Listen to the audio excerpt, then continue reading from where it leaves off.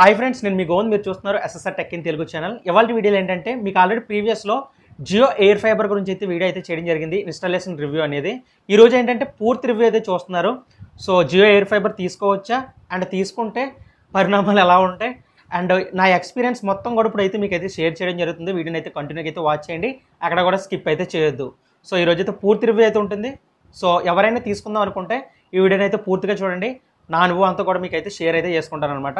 ఇక రివ్యూలకు అయితే వెళ్ళిపోదాం. ముందుగా వచ్చేసి నాకు ఇన్స్టాలేషన్ వచ్చేసి జూన్ 28th అయితే జరిగింది ఈ జియో ఎయిర్ ఫైబర్ అయితే.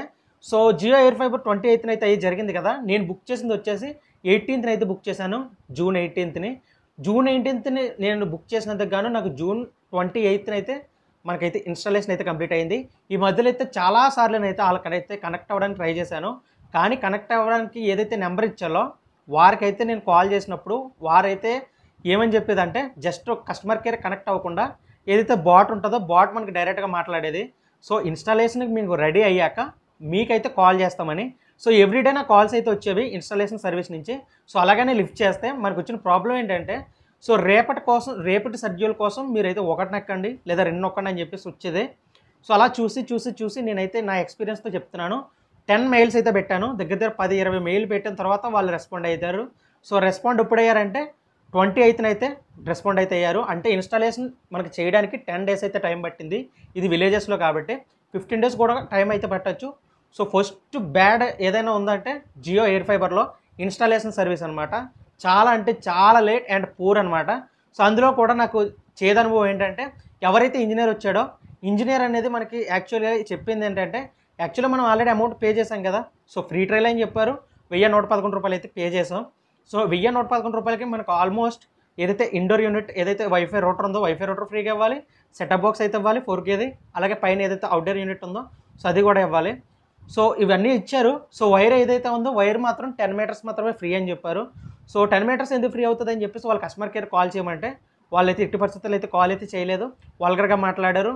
సో మరి ఏది ఇవ్వలేదు కాబట్టి నేను ఏం చేశానంటే ఏదో ఒక టైం చెప్పేసి మనం ఎలాగ మనకు అవసరం కాబట్టి సో రివ్యూ చేయడం కోసం వాళ్ళైతే ఒక 3800 వరకు డిమాండ్ చేస్తారని మీకు ఆల్రెడీ ప్రీవియస్ వీడియోలో చెప్పాను. సో 3800 అంటే పర్ మీటర్కి వచ్చేసి దగ్గర 42 రూపీస్ అయితే నన్ను అడిగారు. సో ఎక్స్ట్రా వైర్కి అయితే. సో నేను అప్పుడే ఏం చేశానంటే క్రోమ్లో ఒకసారి చెక్ చేశాను. సో ఎంతవరకు ఫ్రీ అని. అలాగే మా ఫ్రెండ్స్ ఎయిర్టెల్ వర్క్ చేస్తున్నారని చెప్పాను కదా, వాళ్ళకి కూడా అడిగితే సో అలాంటిది ఏం లేదు తమ్ముడు, 100 meters వరకు ఫ్రీ అని చెప్పేసి అన్నారు. ఈయన మాత్రం ఎట్టి పరిస్థితుల్లో ఒప్పుకోలేదు. ఇంజనీర్ దగ్గర నాకు జరిగిన అనుభవం చెప్తున్నాను. ఒకవేళ మీకు కూడా ఎవరైనా సరే ఇలా ఇంజనీర్ 10 meters కన్నా ఎక్కువైనా దానికి ఎవరైనా ఛార్జ్ చేస్తే ఒక్క రూపాయి కూడా ఇవ్వాల్సిన లేదు. మీరు కావాలంటే కంప్లైంట్ కూడా పెట్టవచ్చు. సో నేను కంప్లైంట్ పెట్టాను. ఆఫ్టర్ 15 days తర్వాత నాకైతే రిఫండ్ అయితే వచ్చేసింది. నేనైతే 1000 రూపాయలు ఎక్స్ట్రా పే చేశాను, దానికైతే ఇచ్చారనమాట. బార్గెన్ చేసుకుంటూ 1000 రూపాయలకి అయితే వచ్చాను. ఇన్ కేస్ వాళ్ళ సర్వీస్ నచ్చితే మీరే ఎంతో కొంత అవ్వచ్చు, లేదంటే ఏదైనా డ్రింక్ ఏదో ఒకటి బెవరేజెస్ మీరైతే ఆఫర్ అయితే చేయొచ్చు. సో అదనమాట నాకు ఏదైతే ఇన్స్టాలేషన్ దగ్గర జరిగిన పొరపాటు. అండ్ ఇక్కడ మనం ఏదైతే అమౌంట్ తీసుకున్నాం కదా Jio Air fibre router, so మనకి ఏంటి 50 days ట్రయల్ అయితే అని చెప్పారు. సో ఇక్కడ మనకు అసలైన ప్రాబ్లం అయితే వచ్చి పడింది. ఎవరైతే జియో ఎయిర్ ఫైబర్ తీసుకోవాలనుకుంటున్నారో 50 days వాడేసి మానేద్దాం అనుకుంటారో వాళ్ళ కోసం ఈ రివ్యూ అనమాట మెయిన్గా. సో ఇక్కడ మీరు తీసుకున్నారు కదా ఏదైతే జియో ఎయిర్ ఫైబరు, ఈ ఎయిర్ ఫైబర్ ఎప్పుడైతే తీసుకున్నారో నేను జూన్ 28th తీసుకున్నాను కదా, నాకు వచ్చేసప్పుడు ఏదైతే ఆగస్ట్ 6th అనమాట. ఆగస్ట్ 6th అయితే నాకైతే ఒక నోటిఫికేషన్ అయితే వచ్చింది, your due amount is tomorrow అని. అంటే మనం ఏదైతే ఇప్పుడు ఆగస్ట్ 7th ఉందో ఆగస్ట్ 7th అయితే మనం పే చేయాల్సి ఉంటుంది. ఈరోజు నాకు 40th day అనమాట, అంటే 40వ రోజు. సో ఈ 40వ రోజు అయితే నాకైతే పేమెంట్ చేయమని చూపించింది, లేదంటే ఏదైతే ఈ కనెక్షన్ ఉందో కనెక్షన్ డిస్కనెక్ట్ అయిపోద్దని. అండ్ నాకు బిల్ జనరేషన్ వచ్చేసి 378 రూపాయలు అయితే జనరేట్ అయితే అయింది. సో ఎందుకైందని చెప్పేసి చూస్తే విత్ ట్యాక్సెస్ అయితే అయింది. ఇన్ కేస్ మనకు కట్టకపోతే నేను కస్టమర్ కేర్ కాల్ చేశాను, ఇన్ కేస్ మనకు కట్టకపోతే ఈ 378 రూపాయలు మనకి ఈ సర్వీసెస్ స్టాప్ అయిపోతుంది. అండ్ ఎక్స్ట్రాగా మీకు పెనాల్టీ ఛార్జెస్ కూడా పడతాయంట. సో ఇక్కడ వరస్ట్ ఎక్స్పీరియన్స్ అనిపించింది అనమాట. సో మీరు ఎవరైనా ఫ్రీ ట్రయల్ యూజ్ చేయాలనుకుంటే 1111 లేదా ₹1 మీకు వచ్చేటట్లయితే మీరు 30 రోజులు మాత్రమే యూజ్ చేయగలరు. సో మీరు తీసుకుందాం అనుకుంటే ఒకసారి ఆలోచించుకోండి. ఒకటి మీకు టీవీ ఛానల్స్ కావాలి, ఓటీటీ ప్లాట్ఫామ్స్ కావాలి, అలాగే ఇంటర్నెట్ కావాలి అనుకున్నప్పుడు మనం ఒక్కసారి కంపేర్ చేసుకోండి. ఆఫీస్ వర్క్లకు కానీ అప్లోడింగ్ స్పీడ్కి కానీ ఇలాంటి దానికి అయితే పెద్దగా పనికిరాదు. నేనైతే ఇప్పుడు యూజ్ చేస్తున్నాను కదా, గత 4-5 days నుంచి నాకైతే స్పీడ్ అయితే బాగా డ్రాప్ అయిపోతుంది. సో అది నా మెయిన్ ప్రాబ్లం అనమాట. అప్లోడ్ చేస్తుంటే మనం మెయిన్ తీసుకున్న పర్పస్ వచ్చేసి అప్లోడ్ అనమాట. సో అది కూడా జస్ట్ 1 Mbps 2 Mbps లోపలే అవుతుందన్నమాట. ఒకసారి 600 kbps ఇలాగే పడుతుంది. సో స్ట్రీమింగ్ అయితే ఎక్సలెంట్, దాని విషయంలో ఎటువంటి ప్రాబ్లం లేదు, ఎటువంటి బఫరింగ్ అయితే లేదు. బట్ అప్లోడ్ విషయంలో మాత్రం చాలా అంటే చాలా ఇబ్బంది పడుతుందన్నమాట. యాక్చువల్గా పోస్ట్ పెయిడ్ అంటే ఏంటి, మనం ముందుగా యూజ్ చేసుకున్నది తర్వాత పే చేయాలి. కానీ ఇక్కడ ఏంటంటే మనకి బిల్ జనరేట్ ఎప్పుడు అవుతుంది, 1వ తారీఖున అవుతుంది కదా. సో 1వ తారీఖున జనరేట్ అయినందుకు గాను మన 7th అయితే పే చేయాలి. డ్యూ అమౌంట్ అనేది మనకి ఏదైతే వచ్చిందో అది పే అయితే చేయాల్సి ఉంటుంది. కానీ ఇలా అడ్వాన్స్గా అయితే వచ్చేస్తున్నారు అనమాట. లైక్ మీరు 30 days యూజ్ చేశారనుకోండి, మీకు ఇక్కడ దగ్గర 37 days అవుతుంది. 37 daysకి లేదా 40 daysకి మీకు అయితే బిల్ అయితే జనరేట్ చేసి ఆ అమౌంట్ను ముందుగానే కట్టేయమంటున్నారు. సో ఇప్పుడు ఏదైతే 378 రూపాయలు ఉంది కదా, నేను ముందుగానే పే చేయాల్సి వచ్చింది.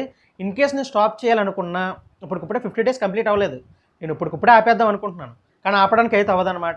ఏదైతే అమౌంట్ ఉందో బిల్ జనరేషన్ అయిందో అది పక్కగా పే చేసిన తర్వాత మాత్రమే మీరు ఈ యొక్క ఏదైతే సెటప్ బాక్స్ని కానీ ఏదైనా సరే వాళ్ళకి రిటర్న్ చేయడానికి అయితే అవుతుందన్నమాట. అంటే జియో ఫైబర్ని మనం క్యాన్సిల్ చేసుకోవచ్చు, లేదంటే అస్సలు అవ్వదన్నమాట. ఇన్ కేస్ ఇలా వదిలేద్దాం మనకేం పోయిందని చెప్పేసి అనుకున్నారనుకోండి, మీరు మాత్రం ఎక్కడ పప్పులో అడుగు చేసినట్టు. ఎలా అనుకుంటున్నారు, మీరు ఏదైతే ఎయిర్ ఫైబర్ తీసుకున్నారో ఈ ఎయిర్ ఫైబర్ యొక్క బిల్ అనేది అలా జనరేట్ అవుతూనే ఉంటుంది, మీరు యూజ్ చేసినా యూజ్ చేయకపోయినా. సో మీరు వాడినా వాడకపోయినా రీఛార్జ్ అయితే తప్పనిసరిగా చేయాల్సి ఉంటుంది. అలాగే సస్పెన్షన్ ఛార్జెస్ అని, పెనాల్టీ ఛార్జెస్ అని ఇవన్నీ పక్కా పే చేయాల్సి ఉంటుంది.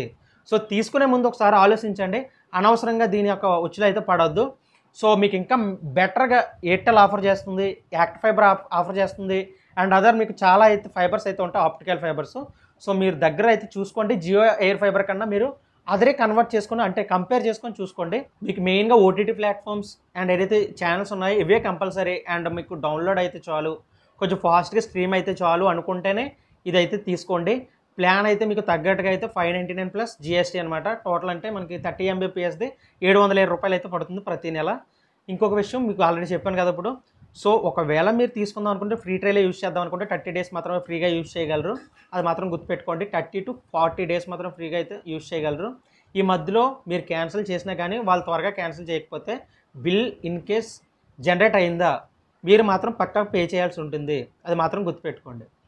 ఇక సర్వీస్ విషయానికి వస్తే, సర్వీస్ విషయంలో అయితే సిటీలో ఉన్న వాళ్ళకి కొంచెం త్వరగానే అయిపోద్ది. 1 day 2 daysలోనే మీకు అయితే సర్వీస్ అయితే కంప్లీట్ చేస్తారు ఏదైనా ప్రాబ్లం వస్తే. ఇంకా విలేజెస్లో ఉన్న వాళ్ళకి 3 to 5 days వరకు టైం అయితే పడుతుంది. సో వాళ్ళు వచ్చినా కానీ పైన ఏదో అరేంజ్మెంట్ చేసి వెళ్ళిపోతారు అంతే, అంతకు మించి అయితే ఏం లేదనమాట. సో సర్వీస్ కూడా వరస్ట్ ఎక్స్పీరియన్స్ అనమాట. సో సిటీలో ఉన్న వాళ్ళకి పర్వాలేదు. సో ఇంక ఇందులో పాజిటివ్ విషయం ఏమైనా ఉందంటే ఒకటి, ఆ 1111 రూపాయలకి మీరు ఒకవేళ ట్రై చేయాలనుకుని ట్రై చేయొచ్చు, లేదంటే ₹1 ప్లాన్కో ట్రై చేసి స్పీడ్ ఎలా ఉందని చూసి 30 days యూజ్ చేసుకొని ముందుగానే మీరు 30 days అయిపోయిన వెంటనే క్యాన్సిలేషన్కి అప్లై చేసుకోవాలి. సో అది ఒక పాజిటివ్ పాయింట్. ఇక అది పెద్ద పాజిటివ్ పాయింట్ అని కూడా నేను చెప్పను. ఇక సెకండ్ పాయింట్ ఏంటంటే, ఇది ఏ విలేజ్లో అయినా కానీ మ్యాక్సిమం జియో అయితే మన సిగ్నల్స్ అయితే వస్తున్నాయి, టవర్స్ కూడా అవైలబిలిటీగా ఉన్నాయి. నార్మల్గా ఇంటర్నెట్ యాక్సెస్ అవ్వలేనప్పుడు మనం ఏంటంటే దీన్ని యూజ్ చేసుకోవచ్చు, ఈ జియో ఎయిర్ ఫైబర్ అనేది. సో మీరు మొబైల్కి ఎలాగా రీఛార్జ్ చేయించాలి, తప్పదు. సో ఒకసారి ఆలోచించుకొని, ఇన్ కేస్ మీకు ఇంటర్నెట్ చాలా అవసరం, విలేజ్ ఆఫీస్ వర్కర్స్ ఉన్నాయి, అలాంటప్పుడు మాత్రం ట్రై చేయండి. ఎయిర్టెల్ అదర్ ఏవైతే ఫైబర్స్ అవైలబిలిటీ లేవో ఏపీ ఫైబర్ కన్నా చాలా బెస్ట్. సో మిగతా దాంతో పోలిస్తే చాలా వరస్ట్ అనమాట. సో ఫైనల్గా వీడియో అయితే ఇదనమాట. సో ఈ వీడియో మీకు నచ్చినట్లయితే వీలైతే మీ ఫ్రెండ్స్ అండ్ ఫ్యామిలీ మెంబర్స్కి షేర్ చేయండి, వీలైతే లైక్ చేయండి, మన ఛానల్ మాత్రం సబ్స్క్రైబ్ చేసుకోండి. థ్యాంక్ యూ అండ్ బాయ్, జై హింద్.